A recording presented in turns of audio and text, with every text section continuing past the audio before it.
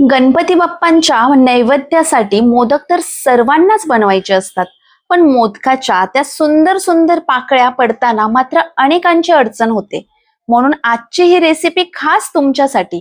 कारण आज मी तुम्हाला सांगणार आहे अशा दोन अगदी सोप्या ट्रिक्स, ज्यामुळे मोदकाच्या कळ्या पाडणं तुमच्यासाठी अगदी सोपं होईल. आणि पहा किती सुंदर पाकळ्या पडल्या आहेत. चला तर मग या दोन ट्रिक्स वापरून मऊ सुंदर आणि पारंपरिक तांदळाच्या उकडीचे मोदक आपण बनवूयात. गणपती बाप्पा मोरया. एक नारळ घेतला, तो फोडून घेतला, त्याच्यातलं पाणी काढलेलं आहे आणि पटकन हे कवच पात्र निघत नाही. त्यामुळे ना याचं मी काय केलेलं आहे, थोडंसं ते गॅसच्या फ्लेमवरती मी गरम करून घेतलेलं आहे. त्यामुळे याचे ना सुटसुटीत पटापट असे हे काप निघतात. बऱ्याच वेळा गावाकडे वगैरे वेळतीने खोबरं किसतात किंवा आता बऱ्याच काही सामग्री आलेली आहे मार्केटमध्ये, त्याने सुद्धा खोबरं किसलं जातं.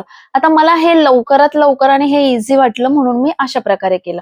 आता मी ह्याचे काप हे काढून घेतले, ते छान धुवून घेतले पाण्यामध्ये आणि त्यानंतर हे सगळे एकसारखे बारीक करणार आणि याचं पुन्हा ना आपण मिक्सरला वाटण करणार आहोत. आता वाटण म्हणजे मसाल्यासारखं करायचं नाहीये.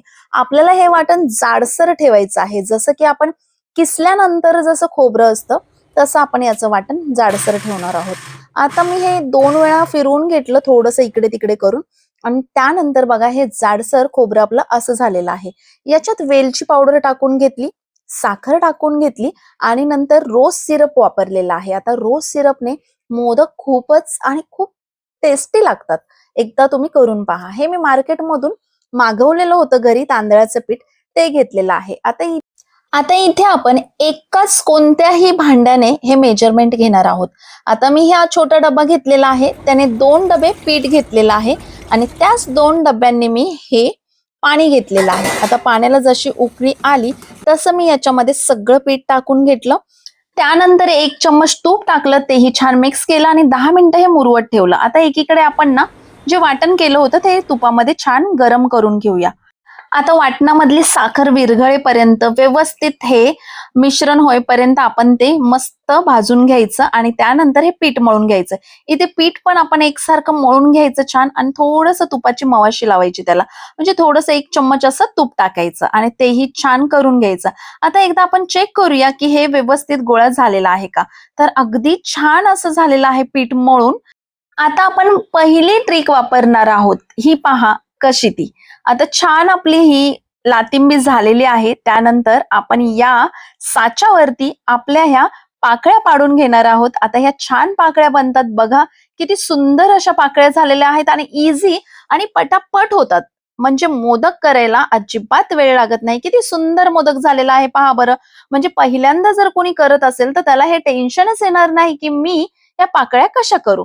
आता हे भांड मी मसाल्याचे जे भांड असतं ना त्याच्यामधलं छोटं भांड घेतलेलं आहे आणि त्याचा वापर करून याच्या सुद्धा या लातिंबीची सुद्धा पाकळ्या कशा पाडायच्या हे तुम्हाला दाखवलेलं आहे. बघा किती सोप्या प्रकारे या मोदकाच्या सुद्धा पाकळ्या झालेल्या आहेत. असं करून ना मी 2 ट्रिक तुम्हाला सांगितलेल्या आहेत. सोप्या ट्रिक्स आहेत ह्या आणि तुम्ही ह्या नक्की करून पहा. आणि हे आहे जे शेवटची ट्रिक्स जी आपण हाताने करू शकतो, ती अगदी हळूवार दाखवत आहे मी, की तुमच्या लक्षात यावं की हे फक्त जर आपल्याला ह्या पाकळ्या करायच्या असतील तर ह्या 3 बोटांचा वापर करून अगदी व्यवस्थित अशी आपण छान पाकळी करू शकतो.